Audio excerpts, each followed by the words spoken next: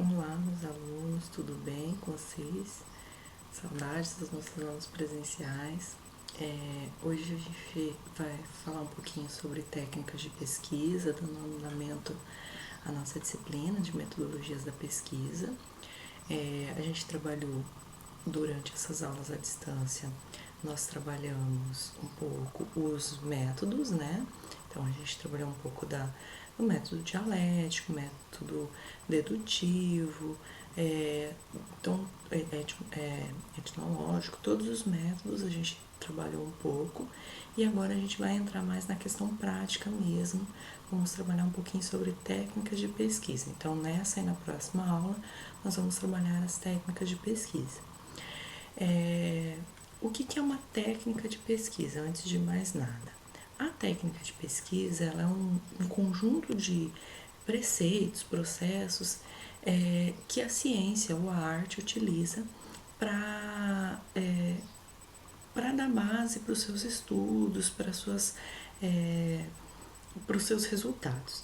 Então, é uma habilidade de usar esses preceitos, essas normas, a parte prática em si, né? Então, toda ciência, ela utiliza inúmeras técnicas na obtenção dos resultados. Então, assim, para a gente ter um resultado numa pesquisa, a gente precisa utilizar uma técnica.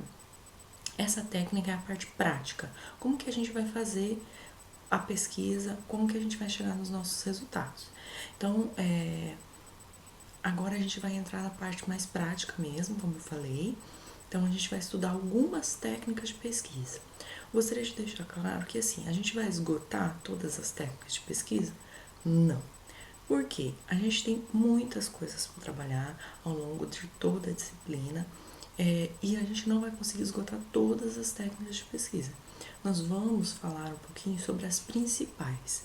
Então, a ideia aqui é que vocês tenham uma ideia geral das técnicas principais que são mais utilizadas para vocês terem um norte de como fazer, o que vocês não podem fazer, onde vocês vão buscar, o que vocês não vão, onde vocês não vão buscar.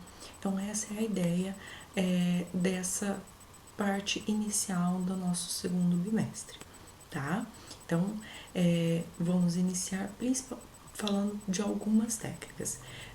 Na nossa disciplina, nós vamos abordar principalmente 4 técnicas: a documentação, a observação, a entrevista e o questionário. Nessa videoaula, nós vamos falar um pouquinho sobre documentação e observação. Na próxima videoaula, nós vamos falar sobre entrevista e questionário. E também, na próxima videoaula, a gente vai falar um pouquinho sobre grupos focais, que é uma técnica utilizada bastante, assim, bem utilizada nas pesquisas qualitativas, e eu achei que é bem interessante a gente abordar, apesar de não estar na ementa, tá? Então, vamos lá. Primeiro, vamos falar um pouquinho sobre documentação. A gente já falou um pouco no primeiro bimestre sobre a pesquisa bibliográfica e sobre a pesquisa documental, vocês lembram? Então, a técnica de pesquisa documentação, ela é uma busca de informações para sua pesquisa através da documentação. Como eu falei para vocês lá no começo, quando eu falei para vocês sobre a pesquisa documental, sobre a pesquisa bibliográfica, quando você vai iniciar uma pesquisa, necessariamente você vai fazer uma pesquisa bibliográfica ou documental. Por quê?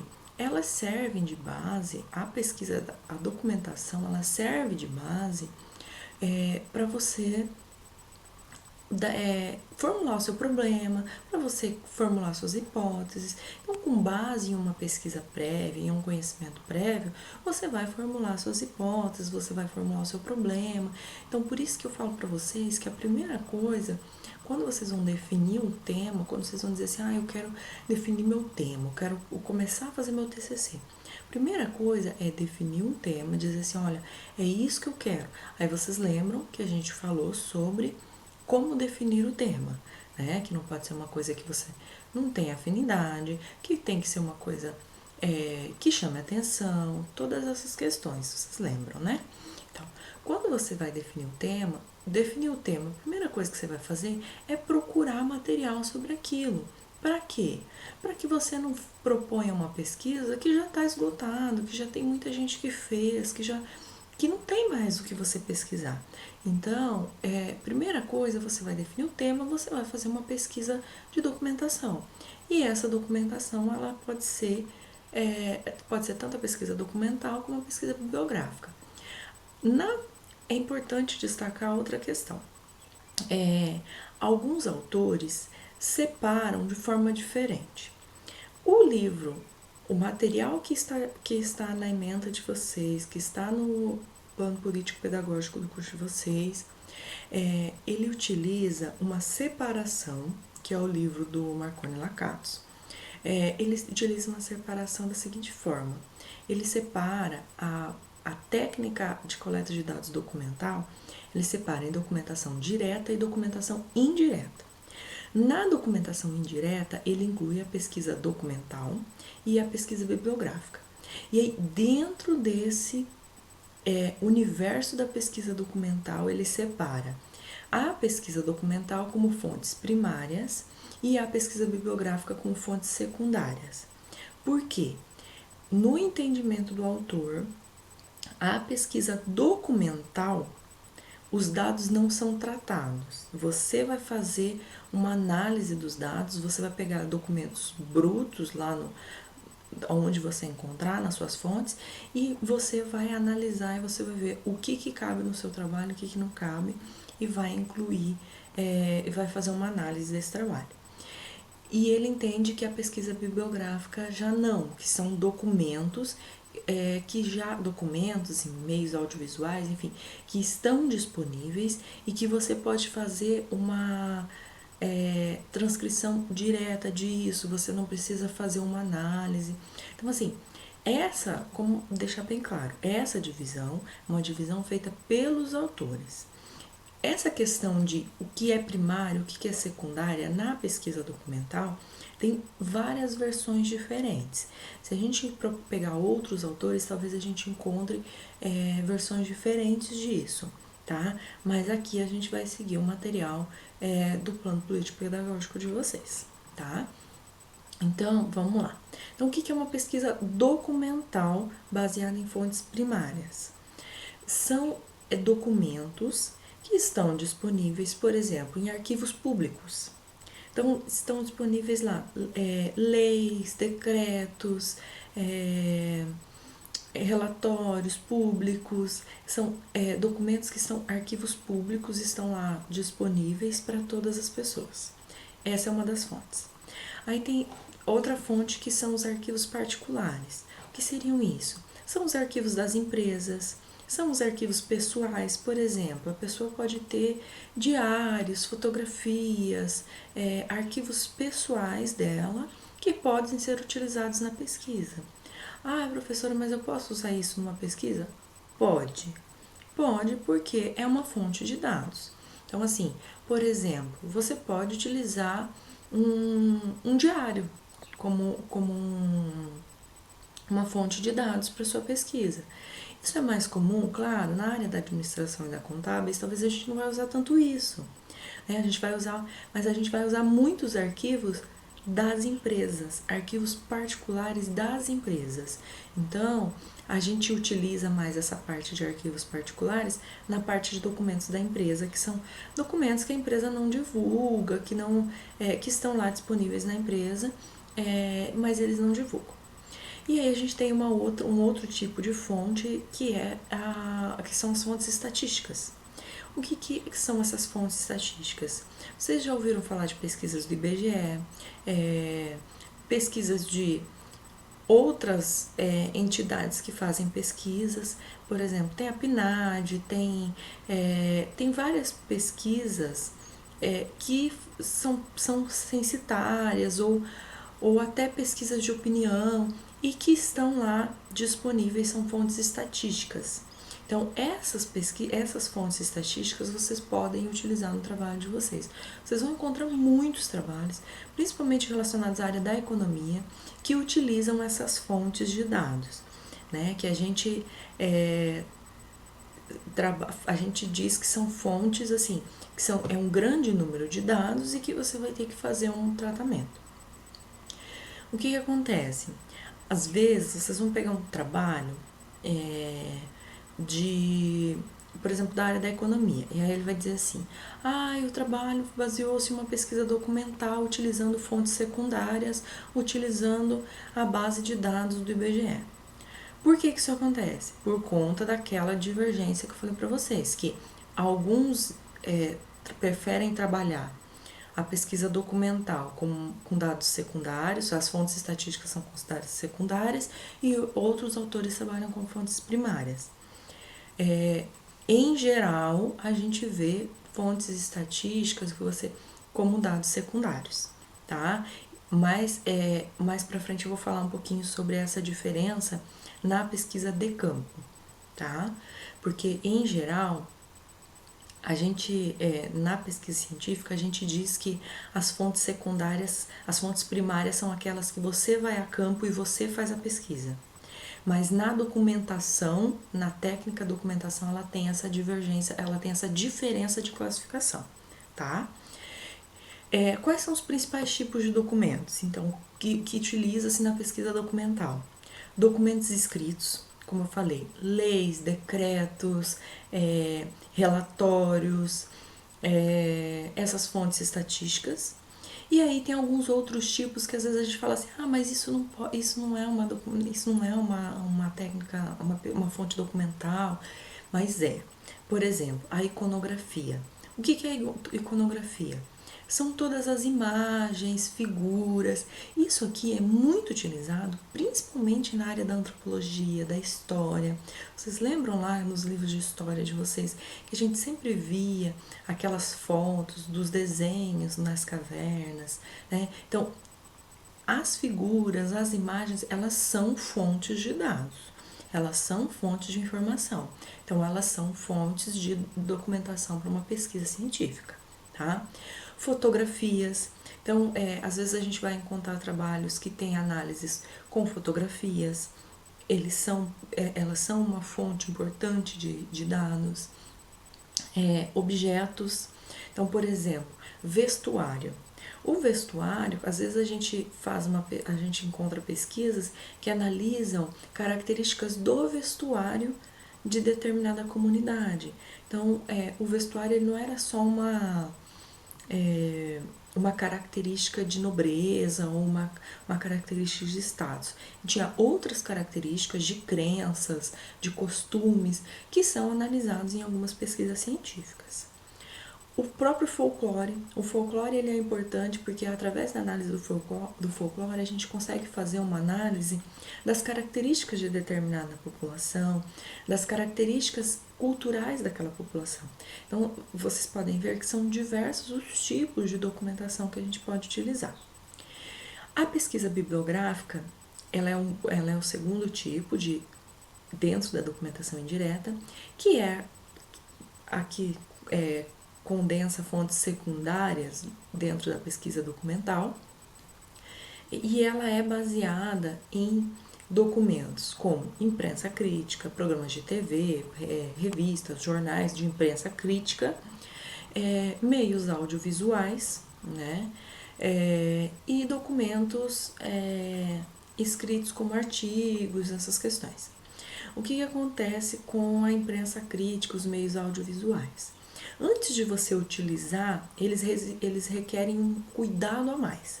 Porque antes de você utilizar na sua pesquisa e citar isso como um documento, como uma fonte, uma pesquisa bibliográfica, você precisa fazer uma análise de qual que é a credibilidade daquele veículo, qual que é o direcionamento que ele quis dar, qual que é a questão ideológica, a questão de crença.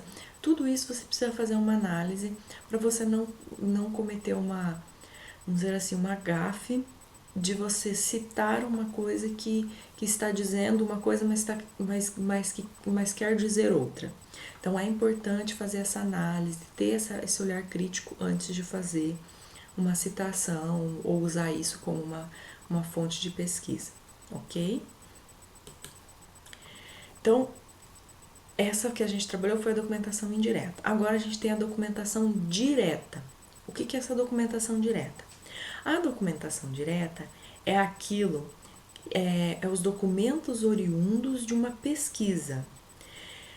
Aqui que eu falo para vocês que tem uma diferenciação na classificação de que alguns autores classificam a documentação indireta, tudo aquilo que a gente falou antes, como fonte secundária, e documentação direta como fonte primária, tá? Então tem essa diferenciação. Mas como eu falei, a gente vai seguir o material aqui do plano político-pedagógico de vocês, tá? Então, o que é a documentação direta? É tudo aquilo que é oriundo de uma pesquisa realizada por vocês mesmos. Então, essa pesquisa pode ser de campo ou uma pesquisa de laboratório. O que é uma pesquisa de campo? É uma pesquisa que você vai realizar no ambiente, você vai lá fazer a pesquisa, você vai lá aplicar seu questionário, você pode utilizar uma série de técnicas para fazer essa coleta de dados, tá? Então, são dados coletados a campo. Como que se divide essa pesquisa de campo? Ela pode ser quantitativa descritiva, exploratória ou experimental. A quantitativa descritiva, ela tem como característica descrever as características de determinada população, determinado fenômeno, ou verificar hipóteses, avaliar programas, essas questões. Geralmente, e ela sempre é convertida em dados quantitativos. Então, se os dados obtidos são qualitativos, são usadas escalas para transferir isso para dados quantitativos, ok? Então, vamos lá. Dentro dos estudos quantitativos descritivos, nós temos o estudo de verificação de hipóteses. O que significa isso? Você tem um conjunto de hipóteses. Por exemplo, eu posso dizer assim: os alunos que leram o material têm nota melhor na prova. Minha primeira hipótese. Minha segunda hipótese: os alunos que assistiram o vídeo têm nota melhor na prova. Eu tenho duas hipóteses. Como que eu vou fazer isso? Eu vou fazer uma pesquisa de campo e vou verificar quais foram as notas, quais foram os alunos que assistiram, quais foram os alunos que leram, e vou verificar tudo isso para eu poder verificar minhas hipóteses, tá? Então, isso é um estudo de verificação de hipóteses, para verificar se as minhas hipóteses são verdadeiras ou não. Aí a gente tem um segundo tipo, que é o estudo de avaliação de programa. Então, às vezes, a gente tem um programa, vamos pegar aqui um programa social, e aí você quer fazer um estudo para verificar se aquele programa foi eficiente ou não. Então, você faz uma pesquisa de campo para verificar se ele foi eficiente ou não. Então, você faz uma série de descrição de várias variáveis que vão dar base para dizer se aquele programa foi eficiente ou não. A gente tem o estudo de descrição da população. Então, a gente pode fazer uma pesquisa de campo para descrever determinada população. Então, por exemplo, a gente pode fazer uma pesquisa para descrever a população de Carapó. E aí a gente vai quantificar. Tantas pessoas trabalham no ramo formal, tantas pessoas no informal, tantas pessoas têm ensino superior, tantas pessoas têm ensino médio. Então, são pesquisas, estudos de descrição da população. É uma pesquisa de campo, né? Mas deixando bem claro, se a gente fazer isso, a pesquisa de campo, e a campo fazer essa pesquisa, tá? E aí a gente tem o outro, que é o estudo de relação de relações entre variáveis, que é um estudo no qual a gente testa a relação de duas variáveis, se uma variável interfere na outra. Então, esse tipo de estudo é bem comum, tá? Aí a gente tem os estudos exploratórios, que se dividem em exploratórios descritivos combinados, usando procedimentos específicos de coleta, e os estudos de manipulação experimental. O que são os estudos exploratórios? São estudos que buscam dar um aprofundamento teórico a determinado campo do conhecimento. Então, por exemplo, você sabe algo sobre um tema, mas você quer aprofundar esse tema. Então, é um estudo muito mais de desenvolvimento teórico em si do que de testar hipótese, de descrição. Então, esse tipo, o primeiro, o exploratório descritivo combinado, você faz uma análise, um aprofundamento teórico através de descrição de determinados fenômenos, ok? Aí o segundo, usando procedimentos específicos de coleta. O que são esses tipos? Eu quero fazer um estudo exploratório, mas para isso eu vou usar a técnica de análise de conteúdo. Então, eu vou usar uma entrevista. Então, eu vou fazer uma entrevista, vou fazer muitas entrevistas e vou analisar de forma aprofundada, com análise de conteúdo, o que está nas entrelinhas dessa entrevista, dessas falas, para aprofundamento teórico do meu tema. E aí, por fim, os estudos de manipulação experimental, que são estudos, como o próprio nome diz, o pesquisador, ele vai fazer manipulação das variáveis de forma experimental para ver qual interfere uma na outra, quais podem ser determinantes em uma determinada teoria para constituir uma nova teoria, vamos dizer assim. E aí, por fim, os estudos experimentais são os estudos que faz experimentos, o próprio nome diz, experimentos para testar causa e efeito. Então, a gente, por exemplo, a gente está vivendo um momento de epidemia. Então, por exemplo, os pesquisadores, eles analisam os efeitos de determinado medicamento na saúde das pessoas. Então, é um estudo experimental, ok? Ou então fazem o teste lá do uso do plasma para recuperação dos doentes. Então, eles fazem eles incluem na medicação lá do paciente para ver se causa um efeito de melhora ou piora. Então, esses são os estudos experimentais, ok? Aí a pesquisa de laboratório. A gente trabalhou a pesquisa de campo e agora a pesquisa de laboratório. A pesquisa de laboratório são pesquisas feitas em ambientes controlados. O pesquisador ele tem total controle sobre as situações que ele está trabalhando ali no laboratório. É necessário um ambiente instrumental adequado. Então, para você fazer uma pesquisa de laboratório, é necessário que tenha um ambiente instrumental adequado. Aí vocês vão dizer assim: professora, mas na área de administração e ciências contábeis a gente quase não usa pesquisa de laboratório. Sim, usamos. Como que a gente pode fazer isso? Até tem aqui embaixo uma figurinha tentando representar aí uma pesquisa na área da psicologia, enfim, mas claro, de forma engraçadinha, porque é o bebê que tá aqui, enfim. Mas a gente pode fazer, por exemplo, tem uma área da pesquisa que é na pesquisa de ações coletivas, eles usam muitas pesquisas de laboratório, com testes de laboratório. Na economia comportamental usa muito que eles colocam as pessoas em um determinado ambiente e aí fazem uma série de perguntas ou fazem jogos. Tem um jogo que é muito famoso, que é o jogo do dilema do prisioneiro. Então fazem esse tipo de situação para ver qual seria o comportamento das pessoas. Quando a gente viu lá na aula de TGA, na teoria das relações humanas, vocês lembram que eles fizeram no início da teoria das relações humanas a experiência de Hawthorne, que eles isolaram algumas pessoas e aí algumas mulheres que trabalhavam na fábrica de alfinetes, eles isolaram elas e aí fizeram testes com elas para ver a questão da produtividade, aí faziam aquele negócio de aumentava a carga horária, diminuía a carga horária, aumentavam os intervalos de descanso. Vocês lembram que cada dessas questões mudava o comportamento? Aquilo lá era uma pesquisa de laboratório. A pesquisa de laboratório em si, ela não precisa ser necessariamente naquele laboratório lá que a gente vê com um monte de microscópios, enfim, com aquelas biológicas. Na nossa área, a pesquisa de laboratório, ela tem essa característica de ser em um ambiente controlado, ok? Então, essa é a pesquisa de laboratório.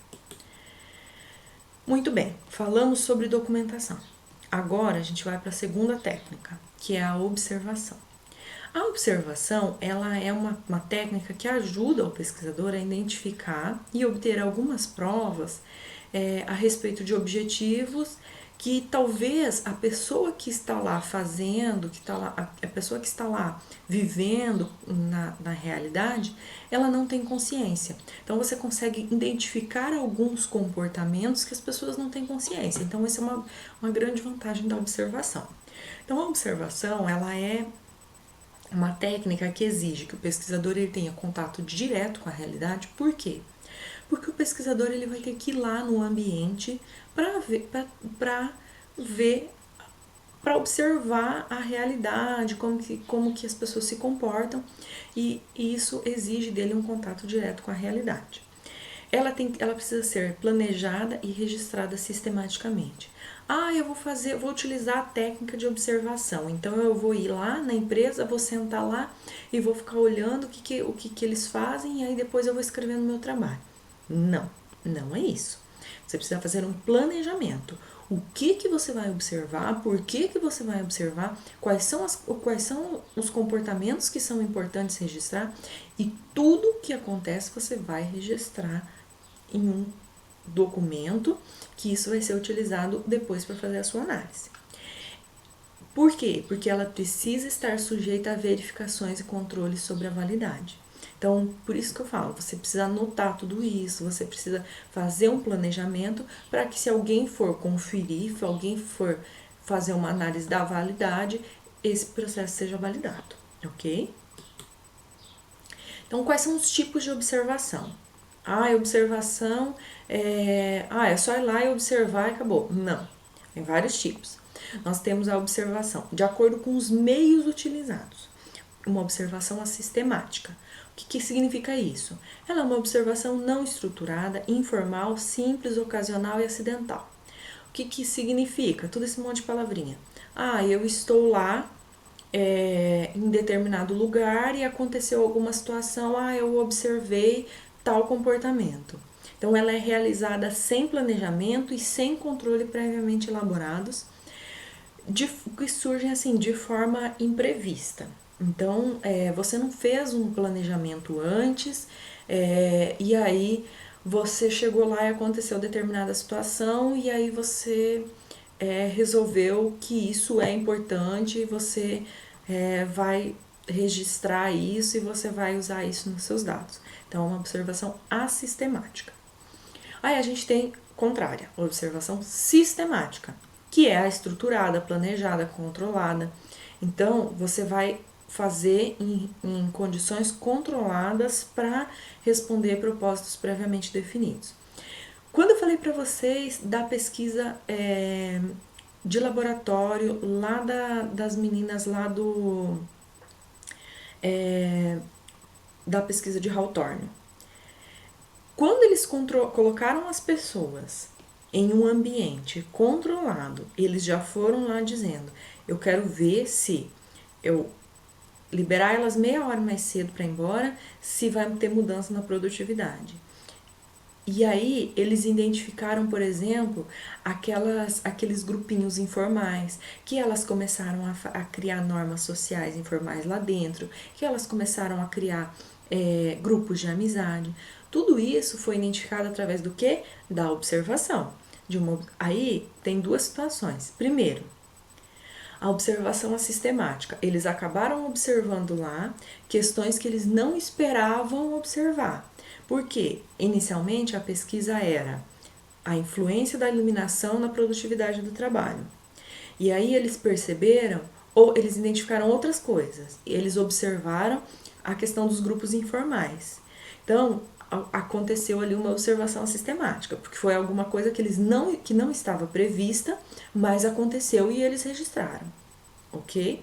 E aí outra coisa foi a observação sistemática, quando eles começaram a falar assim, olha, agora eu vou dar meia hora vamos sair meia hora mais cedo, vamos ver se vai aumentar a produtividade. Então, eles tinham um propósito previamente definido de identificar se a mudança no horário iria interferir na produtividade. Então, essa parte é uma observação sistemática, que já estava estruturada, planejada e controlada, tá?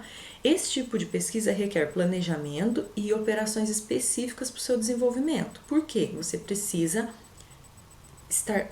ter uma sistematização, você precisa controlar as informações e controlar a situação. Então, é necessário que você pode utilizar para isso quadros, anotações, escalas e dispositivos mecânicos. Você pode utilizar computadores, né? Enfim, que são alguns dos instrumentos que podem ser utilizados nessa observação. Por exemplo, aquelas máquinas de registro de produtividade que a gente tinha lá na época. Então, tudo isso são instrumentos que podem ser utilizados para controlar os dados, ok? Agora vamos para outro tipo de observação, de acordo com a participação do observador. Pode ser participante ou não participante. O que é participante? Quando o pesquisador ele participa realmente do grupo, com a comunidade do grupo. Então, por exemplo, eu vou fazer uma pesquisa vamos pensar, eu vou fazer uma pesquisa em uma cooperativa sobre as relações formais e informais que existem ali dentro. Quando a observação participante é quando eu sou parte dessa cooperativa. Eu também sou um membro dessa cooperativa, eu estou participando das atividades ali da cooperativa e do grupo, e aí eu faço essa pesquisa participante. Em geral, ela pode ser de duas formas: natural, quando eu já pertenço a essa mesma comunidade, ou artificial, quando eu integro esse grupo só com a finalidade de obter informações. Então, por exemplo, eu chego lá e falo assim, eu vou me cooperar, a partir de agora você cooperar do grupo, eu ingresso no grupo com a única finalidade de obter as informações, tá? Então, tem essas duas formas da observação participante. A não participante é quando a gente não é parte do grupo, mas que a gente vai lá para fazer a observação. A gente não é parte dela, não se integra a ela, mas faz a observação dos comportamentos lá. Qual que tem mais vantagem? Existem vantagens e desvantagens. Na participante, você pode ser direcionado por por seus interesses do grupo, por sua visão do grupo, que você é participante. Na não participante, as pessoas que estão sendo observadas, elas podem ficar retraídas, porque você é alguém de fora que está ali com o intuito de fiscalizar, né? Eles podem ver dessa forma. Então, tem várias diferenças, várias vantagens e desvantagens. E aí, a gente tem também a observação a segundo número de observadores, que pode ser individual, que é a técnica realizada por um único pesquisador, ou a em equipe. A mais aconselhável é em equipe. Por quê? Quando a gente observa individualmente, a gente pode colocar na situação observada as nossas próprias interpretações, inferências, distorções, né? E quando a gente está em equipe, pode aumentar o grau de observação, porque são mais pessoas observando, várias pessoas podem ver coisas diferentes, as interpretações podem ser diferentes, então a equipe ela é mais aconselhável. E aí, de acordo com o lugar onde se realiza, a gente tem a observação na vida real e a observação em laboratório. Na vida real é aquela feita em ambiente natural, lá, por exemplo, lá num grupo, você vai lá, você vai fazer uma observação cultural, da cultura lá da aldeia, ou do comportamento lá da aldeia. Você pode, é uma observação lá na vida real. E a observação em laboratório é aquela, como eu falei, por exemplo, da pesquisa em laboratório lá da experiência de Hawthorne, que as pessoas você está fazendo uma pesquisa de laboratório com algumas pessoas e você observa algumas características e faz o registro disso, ok? Então, esses são os tipos de observação, tá? Quais são os pontos que precisam ser considerados numa observação estruturada? Você precisa identificar por que você vai observar, para que observar, como você vai observar, o que observar e quem observar. Então, quando você vai fazer um planejamento da sua observação, é importante você definir cada um desses pontos para te dar uma base maior do que para você conseguir captar necessariamente a informação que você precisa, ok? Quais são as vantagens e limitações? As vantagens: elas possibilitam meios diretos e satisfatórios para estudar uma ampla variedade de fenômenos. Então, você pode estudar as mais variadas situações através da observação. Você consegue identificar comportamentos, dados que não são contemplados em questionários e entrevistas. Por quê? Às vezes, quando você faz um questionário, uma entrevista, às vezes a pessoa diz lá alguma coisa. Por exemplo, vamos supor que a pessoa fala assim, você faça uma pergunta, você é preconceituosa? Aí a pessoa fala, não sou preconceituosa. Ok. Aí você vai e, através da observação, você percebe que ela tem uma série de comportamentos que demonstram que ela é preconceituosa. Então, o que acontece? Às vezes a pessoa, cara, mentiu no questionário e ela tem consciência de que é preconceituosa. Mas às vezes a pessoa ela não tem consciência às vezes ela tem comportamentos que nem ela tem consciência. Então, por isso que a observação ela é um aspecto importante para identificar dados e comportamentos que às vezes nem o próprio entrevistado ou o próprio participante tem noção de que comete esse tipo de comportamento. Então, ela tem essa vantagem. A limitação. A presença do pesquisador pode provocar alteração no comportamento, como eu falei para vocês. Quando o pesquisador é de fora, principalmente, as pessoas podem ver aquilo ali como uma fiscalização e mudar o comportamento. Então, pode acontecer. Os acontecimentos eles podem ocorrer simultaneamente, dificultando a coleta de dados. Então, às vezes, você está observando uma coisa, acontece outra, você não consegue registrar tudo. A observação em equipe, nesse caso, ela ajuda um pouco a vencer essa limitação. Fatores imprevistos podem interferir na tarefa do pesquisador, então podem acontecer coisas que dificultem essa observação. E algumas informações podem não ser acessíveis ao pesquisador. Então, às vezes, o pesquisador ele quer obter alguma informação e ele não consegue, porque, por exemplo, em uma empresa, às vezes ele precisa de alguma informação, mas os gestores fazem uma reunião e o observador não pode participar. Então, algumas informações talvez eles não tenham acesso. Então, são vantagens e desvantagens, assim como toda técnica tem vantagens e desvantagens, ok? Bom, finalizamos aqui nossas duas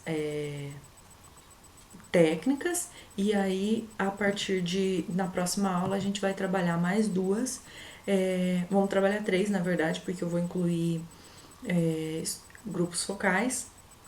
Espero que tenha ficado claro os conceitos de cada uma. Eu vou deixar os materiais lá no Jacad para vocês disponível.